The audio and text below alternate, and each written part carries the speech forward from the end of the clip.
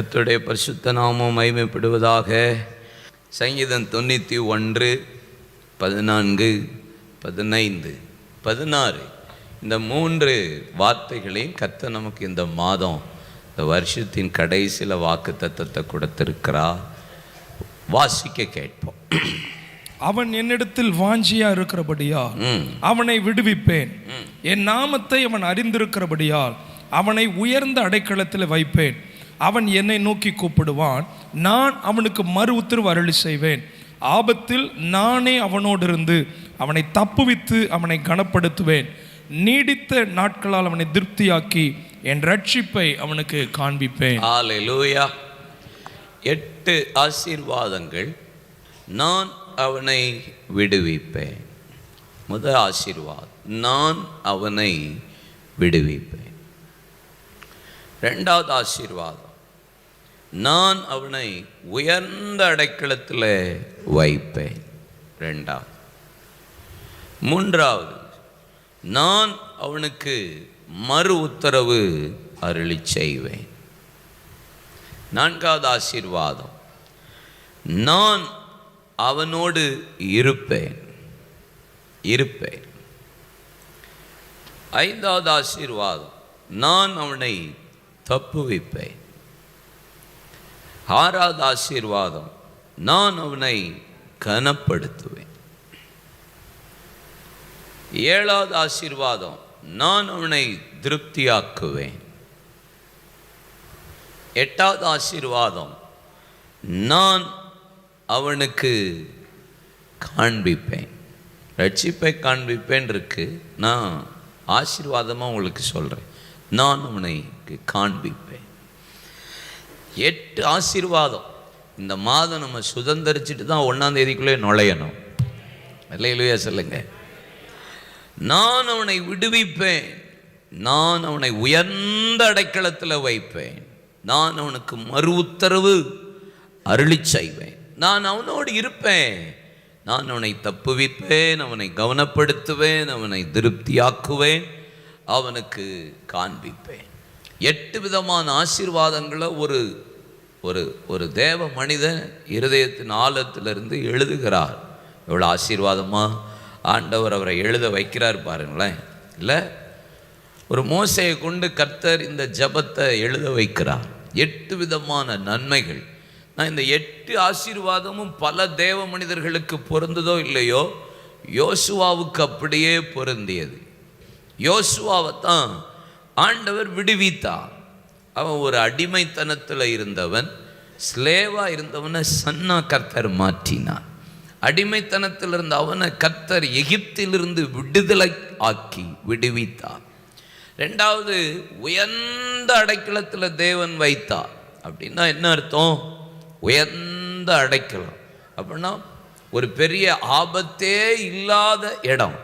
அடைக்கல பட்டணம் என்பது, ஆமாம், ஒரு ஆபத்து வரும்போது அங்கே போய் இருந்துட்டு அவனை கொல்ல தேவையில்லை. பழைய ஏற்பாட்டின் பிரகாரம் அடைக்கல பட்டணம் என்பது ஒரு பிரச்சனை, போராட்டம் வந்துட்டுன்னா அடைக்கல பட்டணம்னு ஒன்று இருக்கும். பட்டணத்துக்கு வெளியே அவனை யாராவது கல்லறிய வந்தால் அவன் அங்கே போய் இருந்துட்டு அவன் மேலே கல்லறிய தேவையில்லை.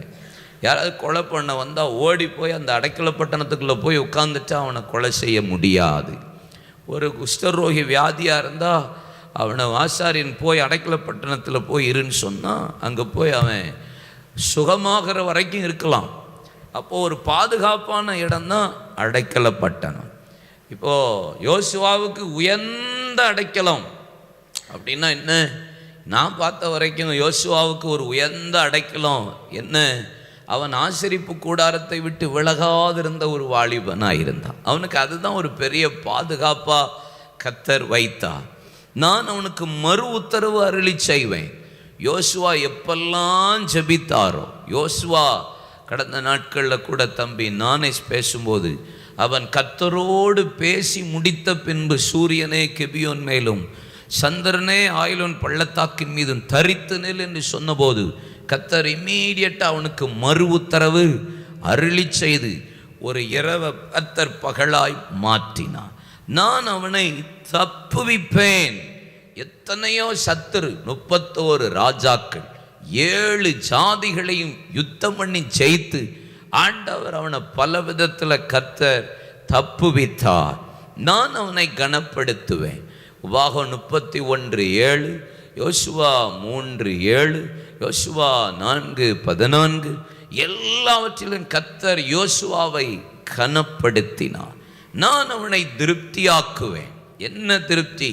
யோசுவா 1:4-6 உன் கையை இந்த தேசத்துக்கு நானே உன் கையை வச்சே உனக்கு பங்கிட்டு கொடுக்கும்படி செய்வேன். நீ பலன் கொண்டு திடமனதாயிரு, திகையாதே, கலங்காதே.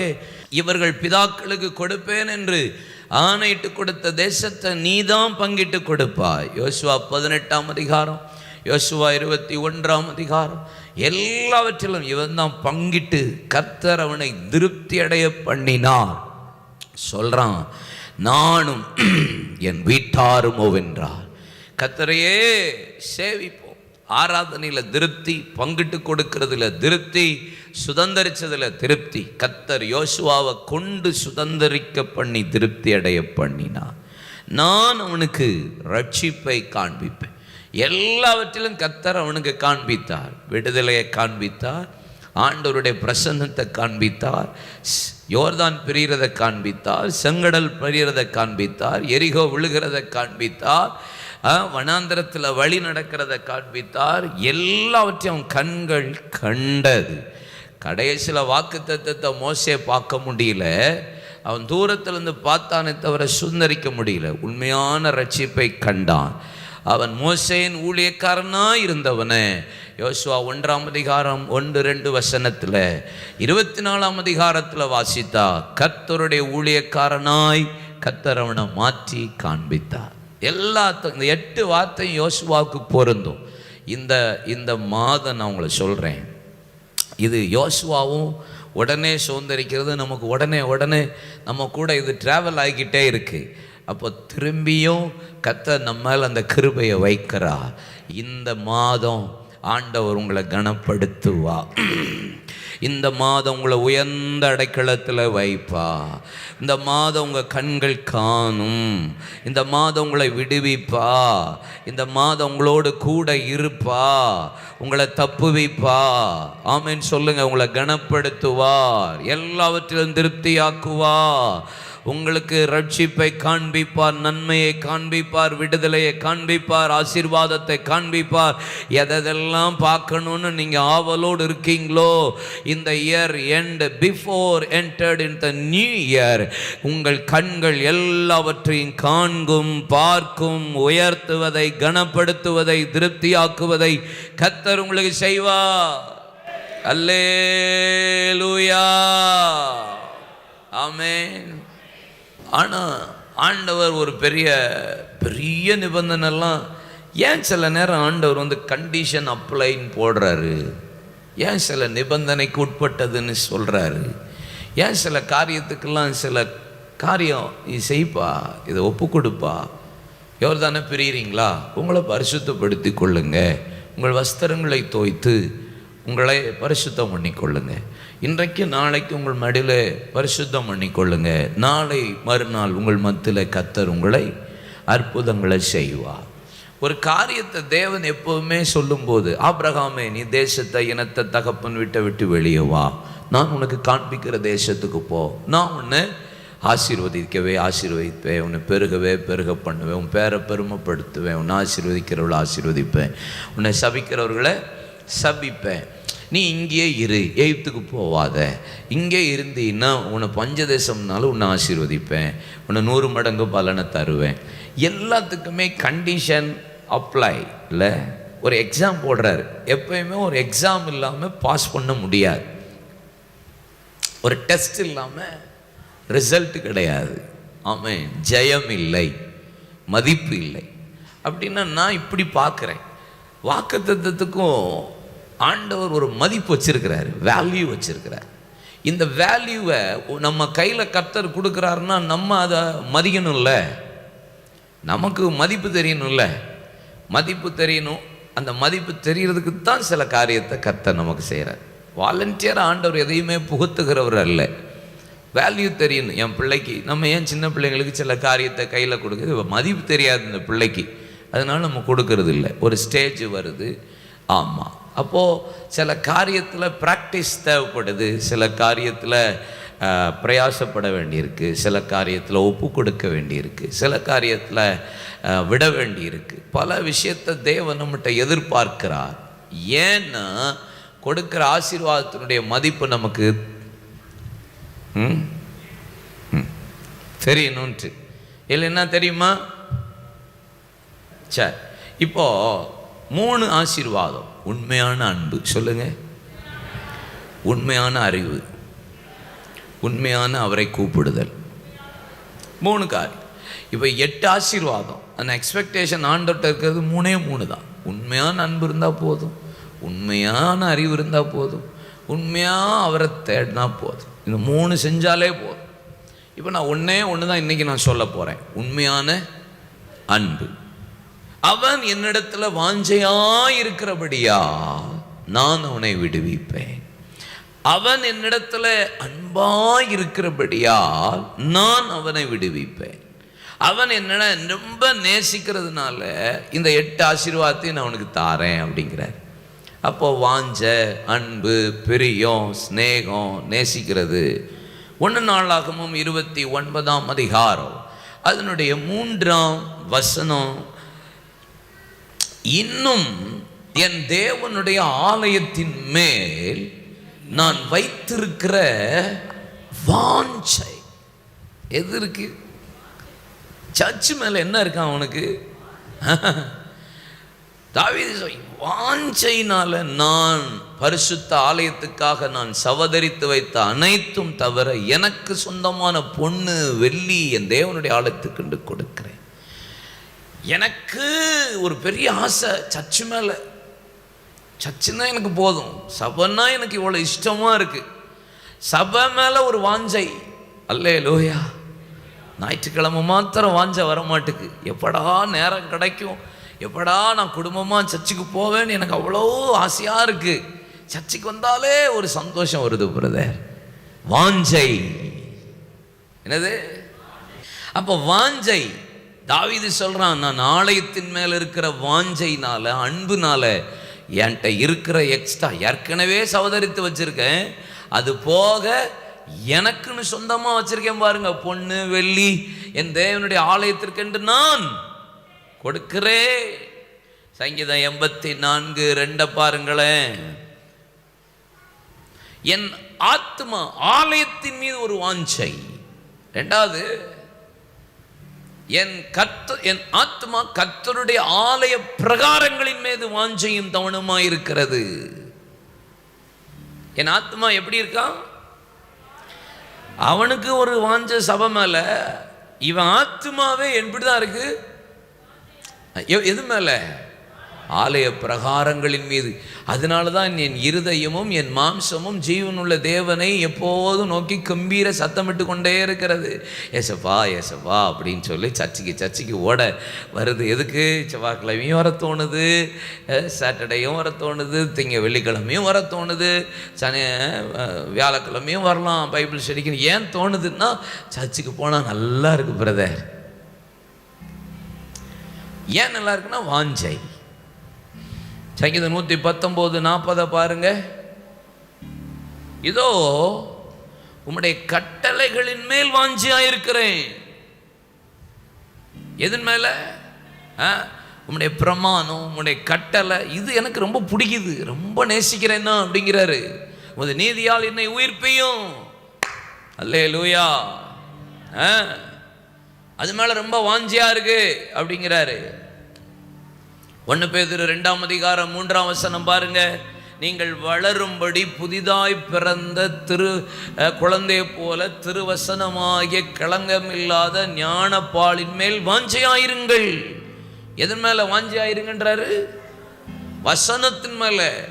அதைத்தான் அப்போஸ்தலர் நடவடிக்கைகளில் 17:11 போட்டிருக்கு. அந்த பட்டணத்தார் மனோவாஞ்சையாய் ஏற்றுக்கொண்டு எதை? வசனத்தை. வசனம் தியானிக்கிறது அவங்களுக்கு இன்பமாக இருக்குது, வசனத்தை வாசிக்கிறது அவங்களுக்கு ஆசையாக இருக்குது. பைபிள் எடுத்தாலே நான் உங்களுக்கு அடிக்கடி சொல்லியிருக்கிறேன், ஸ்மித் விக்கில்ஸ்வர்த்தை குறித்து சொல்லியிருக்கிறேன். The man with one book. The man with one book, Smith Wigglesworth, கையில் அப்படியே வச்சிருப்பார். பிரசங்கம் பண்ணிட்டு டக்குன்னு பைபிள் எடுத்துட்டு ஒரு வசனத்தை வாசிச்சுட்டு டக்குன்னு பேசுவார். நடந்து போயிட்டு இருப்பார், பைபிள் எடுத்து வாசிப்பார். சாப்பிட்டுட்டு இருப்பார், பைபிள் எடுத்து வாசிப்பார். ஒவ்வொரு டைம் வாசிக்கிட்டே இருப்பார். அவர் பைபிளை தவிர வேற ஒன்றும் படித்ததே கிடையாது, ஸ்மித் விக்கிள்ஸ்வர்த். அப்போது என்ன எப்படி இருக்கணும்? வாஞ்சை, வசனத்தின் மீது வாஞ்சை, சபையின் மீது வாஞ்சை, ஆலய பிரகாரங்களின் மீது வாஞ்சை, கட்டளையின் மீது வாஞ்சை. என்கிட்ட அன்பா இருந்தா நான் உன்னை விடுவிப்பேன்.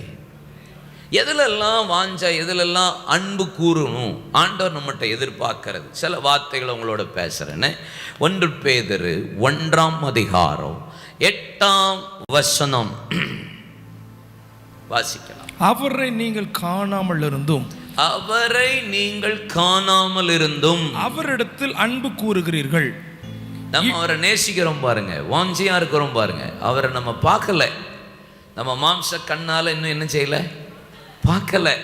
ஒரு நாள் பார்க்க போறோம், அதுக்காக வாஞ்சியா இருக்கிறோம்.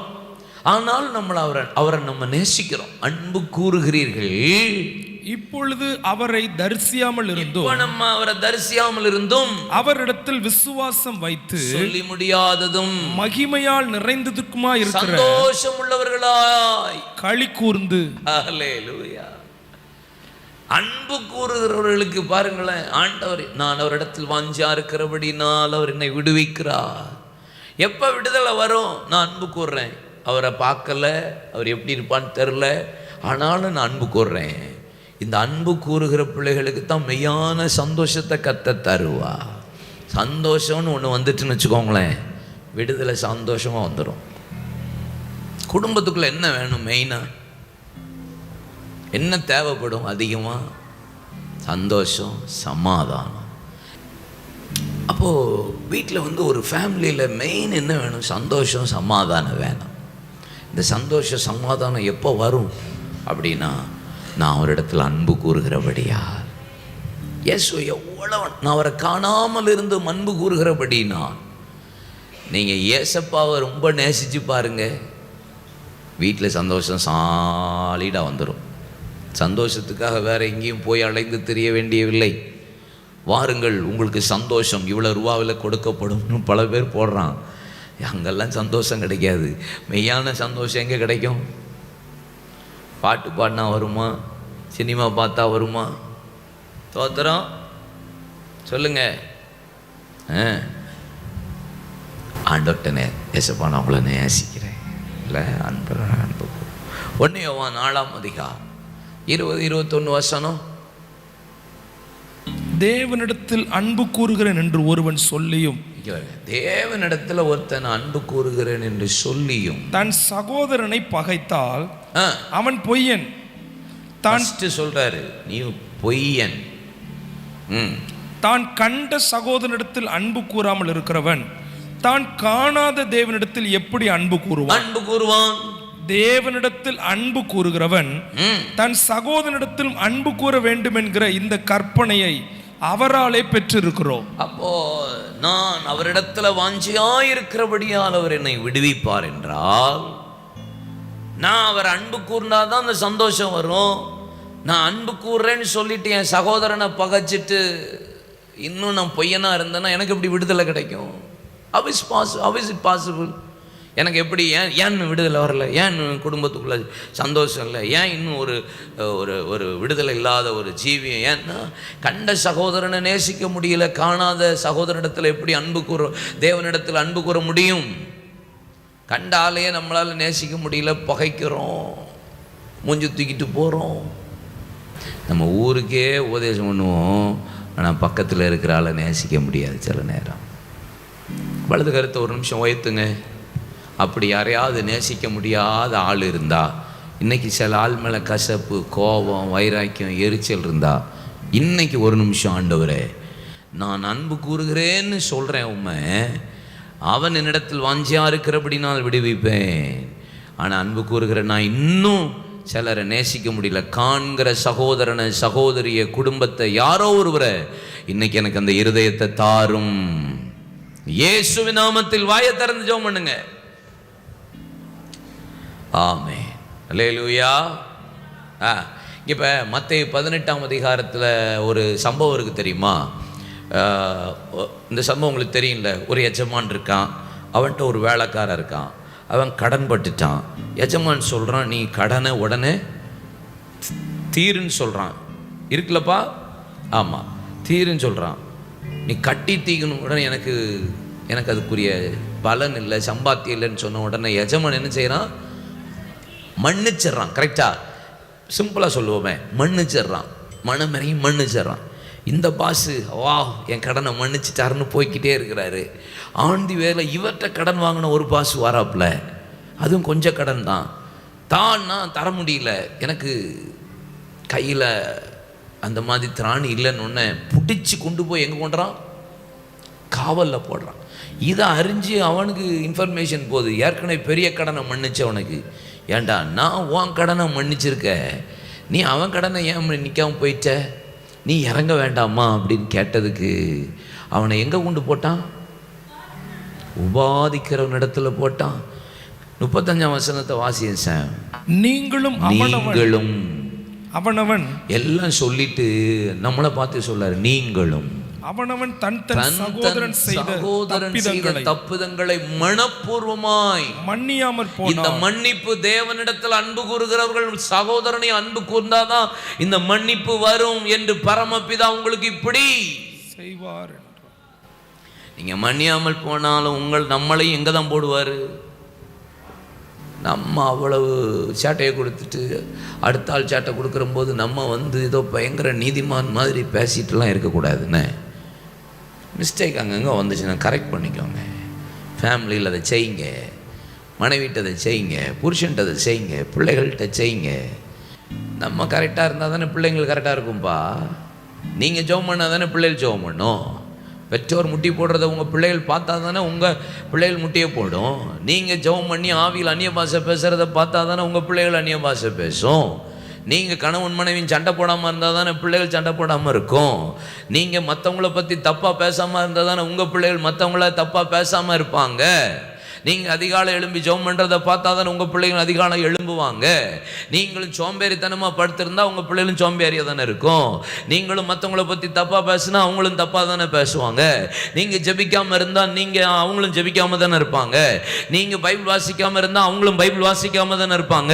நீ பைபிள் வாசி ஜெபம் பண்ணுன்னு சொன்னால் how is it possible? 2 கொரிந்தியர் 5ஆம் அதிகாரம் 14-15 வசனம். கிறிஸ்துவனுடைய அன்பு எங்களை நல்ல வேர்ட் பை வேர்டா வாசிங்க மெதுவா. கிறிஸ்துவனுடைய அன்பு என்ன நெருக்கி ஏவுகிறது. ஏனென்றால் எல்லாருக்காகவும் ஒருவரே மரித்திருக்க எல்லாரும் மரித்தார்கள் என்றும் பிழைத்திருக்கிறவர்கள் இனி தங்களுக்கென்று பிழைத்திராமல் தங்களுக்காக மரித்து எழுந்தவர்க்கென்று பிழைத்திருக்கும்படி அவர் எல்லாருக்காகவும் மரித்தார் என்று நிதானிக்கிறோம். ஆரம்பிக்கும் போது பவுல் கொரிந்து சபைக்கு எழுதுகிறார், கிறிஸ்துவின் அன்பு எங்களை நெருக்கி ஏவுகிறது. அப்படின்னா பிழைத்திருக்கிறது எங்களுக்காக பிழைத்திருக்காமல் யாருக்காக பிழைத்திருக்கணும்? அதே போல தான் ஆண்டவர் நம்மகிட்ட எதிர்பார்க்க. ஏசப்பாவை அன்பு கூறுறோன்னு சொன்னால் ஒரே வேர்டில் சொல்கிறேன், சுயநலங்கிறது நமக்கு இருக்காது. என்ன இருக்காது? ஏசப்பாவுக்கு அன்பு இருந்ததுனால தானே அவர் தனக்காக மரிக்காமல் நமக்காக மரித்தார். அவருக்கு ஏதாவது சுயநலம் இருக்கா? ஏசப்பாவுடைய அன்பு உங்க மேல இருந்துச்சுன்னா, உண்மையான அன்பை நீங்க அவர் மேல வாஞ்சை அன்பு நேசம் இருந்துச்சுன்னா, நம்ம லைஃப்ல இந்த செல்ஃபிஷ்னஸ்ன்னு ஒன்று இருக்கு பார்த்தீங்களா? இருக்கவே இருக்காது. எனக்கு சாப்பாட்டில் எனக்கு ஸ்பெஷல், எனக்கு தூக்கி சடால்லாம் டப்ப டப்பான்னு எடுத்து படான்னு வச்சுக்குவோம். சுயநலமான ஆட்கள் அப்படிலாம் இருக்கக்கூடாது. ஏசப்பா அன்பு இருக்கிறேன், அன்பு கூறுறேன்ட்டு சுயநலமாகவே வாழ்கிறோம். என் பிள்ளைக்கு, எனக்கு, என் குடும்பத்துக்கு, என் ஃபேமிலி, பொதுவாக ஜாலியாக இருப்போம், ஒன்றும் பிரச்சனை இல்லை. அல்லையா சொல்லுங்க. எனக்கெல்லாம் ஆண்டவர்கிட்ட அடிக்கடி நான் கேட்குற ஒன்று தான். எனக்கு மெயின் அந்த சுயங்கிறதே சாகட்டும் ஆண்டவரே அப்படின்னு தான் நான் கேட்பேன். மேக்ஸிமம் ஆண்டவர்கிட்ட ஒரு சின்ன ஜெபம் பண்ணுவேன்னா அடிக்கடி செல்ஃபீஸாக மட்டும் இருந்தரவே கூடாது. யார் தப்பு பண்ணாலும் தப்பு தான். எல்லாரும் என்கவுண்டரில் அடிச்சிடணும். நம்ம லைஃப்பில் என்ன இருக்கக்கூடாது, எல்லாம் சரியாப்பா. யோவான் 14:23. இயேசு அவனுக்கு பிரதியுத்தரமாக, ஒருவன் என்னில் அன்பாயிருந்தால், ஒருவன் என்னில் அன்பாயிருந்தால் அவன் என் வசனத்தை கைக்கொள்ளுவான். அவனில் என் பிதா அன்பாயிருப்பார். நாங்கள் அவனிடத்தில் வந்து அவனுடைய வாசம் பண்ணுவோம். நாங்கள் யாரெல்லாம்? பிதா, பரிசுத்த ஆவியானவர். நாங்கள் வந்து அவனோட வாசம். ஒருவன் அன்பு கூறுகிறான்னு சொன்னா வசனத்தை கை கொள்றவனுக்கு தான் கர்த்தர் விடுவிப்பார். உண்மையான அவன் என்னிடத்துல வாஞ்சையா இருக்கிறபடி நான் அவனை விடுவிப்பேன். ஆலயத்தில் ஒரு வாஞ்ச, பிரகாரங்களில் வாஞ்ச, வசனத்தில் ஒரு வாஞ்ச, கட்டளையின் மீது ஒரு வாஞ்ச. ஆமே, அன்பா இருக்கிறேன்னு சொல்லிட்டு சகோதரனை பகைச்சிட்டு புரோஜனம் இல்லையே. சுயநலமாக இருக்கிறதுனால ஒரு புரோஜனம் இல்லையே. ஃபேமிலியில் சுயநலமாக இருக்கக்கூடாது, விட்டு கொடுத்துருவோம். அல்லேலூயா சொல்லுங்க. என்னில் அன்பு கூறுகிறான், என்னில் அன்பாக இருக்கிறான்னு சொல்லிட்டு வசனத்தையே கை கொள்ளாமல் இருந்தா நான் எப்படி அவனுக்கு நான் விடுதலை கொடுக்க முடியும்? நீ வசனத்தை கைக்கொள், நாங்கள் அவனிடத்தில் வந்து வாசம் பண்ணுவோம். அப்படின்னா பிதா, குமாரன், பரிசுத்த ஆவியானவர் சொல்கிறார், நான் உன் கூட வருவேங்கிறாரு, உன் கூட உலாவுவேங்கிறாரு. அவர் வந்துட்டார்னா அப்புறம் நம்மளை விடுவிப்பாரா மாட்டாரா? அல்லேலூயா சொல்லுங்க. சே, யோவான் 21 நீங்கள் பேதுருட்ட வந்து இயேசு கேட்குறார், பேதுருவே நீ என்ன அன்பாக இருக்கிறாயா? என் ஆடுகளை மேய்ப்பாயாக. பேதுருவே நீ என்ன நேசிக்கிறியா? அன்பாக இருக்கியா? என் ஆட்டுக்குட்டிகளை மேய்ப்பாயாக. நீ என்கிட்ட அன்பாக இருக்கிறாயா? ஆண்டவரே அது உமக்கே தெரியும். இப்போ 18ஆம் வசனத்துக்கு பாருங்க. நீ இள வயது உள்ளவனாக இருந்தபோது உன்னை நீயே அறையை கட்டி கொண்டு உனக்கு இஷ்டமான இடங்களில் நடந்து தெரிந்தாய். நீ முதிர் வயது உள்ளவனாகும்போது உன் கையை நீட்டுவாய், வேறொருவன் உன் அறையை கட்டி உனக்கு இஷ்டம் இல்லாத இடத்துக்கு உன்னை கொண்டு போவான் என்று மெய்யாகவே மெய்யாகவே உனக்கு. இப்போ நான் சொல்கிறேன், ஏசப்பா மேலே நீங்கள் அன்பாக இருந்தீங்கன்னு வச்சுக்கோங்களேன்,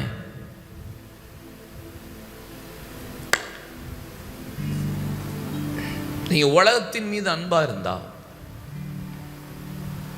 உலகம் உங்களை நடத்தும். ஏசப்பாவை நீங்கள் நேசிப்புகிறவர்களாக இருந்தால், அன்பு கூறுவர்கள் இருந்தால், ஆவியானவர் உங்களை நடத்துவார். அழகா இருக்குல்ல? நீ இள வயது உள்ளவனாக இருந்தாய், நீ இஷ்டத்துக்கு, ஆமாம் இஷ்டத்துக்கு போனேன், ஜாலியாக இருந்த, உன் இஷ்டம் உன் சித்தம், உனக்கு பிடிச்ச இடத்துக்கு போனேன், பிடிச்ச சாப்பாடை சாப்பிட்டேன், பிடிச்ச இடத்துல போனேன், போனேன், சாடுனேன், எல்லாம் செஞ்சேன். ஆனால் இப்போ நீ முதிர் வயதிலோன்னு ஆயிட்டா, நீ என்கிட்ட அன்பு கூறுகிறா, என்னை நேசிக்கிறா, என் ஆட்டை மேய்க்கிற, என் ஆட்டுக்குட்டியை மேய்க்கிற. ஆனால் இப்போ உனக்கு சொல்ல போகிறேன், நீ என்கிட்ட அன்பாக இருக்கிறபடினால் உன் அறையை வேறொருவர் கட்டுவார். ஆவியானவர் உன்னை கட்டி உனக்கு இஷ்டம் இல்லாத இடத்துக்கு கொண்டு போவார். நான் சொல்கிறேன், நீங்கள் ஏசப்பா மேலே அன்பாக இருந்தால் உங்களை நடத்துறது யார் நடத்துவா? பரிசுத்தாவியானவர் நடத்தினா உங்களை கர்த்தர் விடுவிப்பார். அவன் என்னிடத்துல வாஞ்சையா இருக்கிறபடியா நான் அவனை விடுவிப்பேன். உங்களை யார் நடத்தணும்னு நீங்க விரும்புறீங்க? நம்ம இஷ்டத்துக்கு தான் மேக்சிமம் டைம் நம்ம லைஃப்ல ஓடுது. கரெக்டா? நீங்கள் கர்த்தர்ட்ட கேட்டு உங்களை கைடன்ஸ் முழுசும் ஆவியானவருடைய கைடன்ஸுக்கு கொடுங்க. உங்கள் விருப்பம் என்ன போட்டிருக்கு? 1 யோவான் 5:14-15. நீங்கள் எதையாகிலும் அவருடைய சித்தத்தின்படி செய்தால் அவர் உங்களுக்கு செவி கொடுப்பார் என்று நீங்கள் அவர் மீது கொண்டிருக்கிற தைரியம். நீங்கள் எதை செய்தாலும் அவர் உங்களுக்கு செவி கொடுப்பார் என்று நீங்கள் அறிந்திருப்பீர்களானால் நீங்கள் கேட்டவைகள் எல்லாவற்றையும் நீங்கள் பெற்றுக்கொண்டிருப்பீர்களே. அப்படிதானே? கரெக்டா? சரி, அப்போது நம்ம ஆவியில் நடத்தப்பட்டால் நம்ம விருப்பம் கூட ஆவியானவருடைய கைடன்ஸாக இருக்கும். ஆனால் அதுக்கு என்ன செய்யணும்? ஆவியில் நடத்தப்படும். இல்லையிலே சொல்லுங்க. எத்தனை பேர் அதுக்கு ஒப்பு கொடுக்க விரும்புகிறீங்க? இப்போ எப்படியெல்லாம் விடுவிப்பார்? சங்கீதம் 50:15. ஆபத்து காலத்தில் என்னை நோக்கி கூப்பிடு, நான் உன்னை விடுவிப்பேன், நீ என்னை மகிமைப்படுத்துவார். அன்பு கூறுகிறவனை கர்த்தர் ஆபத்தில் விடுவிப்பார். எரேமியா 15:21, நான் உன்னை பொல்லாதவர்களின் கைக்கு தப்புவித்து உன்னை பலவந்தரின் கைக்கு நீங்களாக்கி விடுவிப்பேன். 2 காரியத்தில் விடுவிக்கிறாராம். பொல்லாதவர்கள் கையிலையும் பலவந்தர் கைகளிலும் கர்த்தர் விடுவிக்கிறார். சங்கீதம் 144:10 சொல்லுகிறது, பொல்லாதவர்களின் பட்டயத்துக்கு கர்த்தர் என்னை தப்புவித்து என்னை விடுவிக்கிறார்.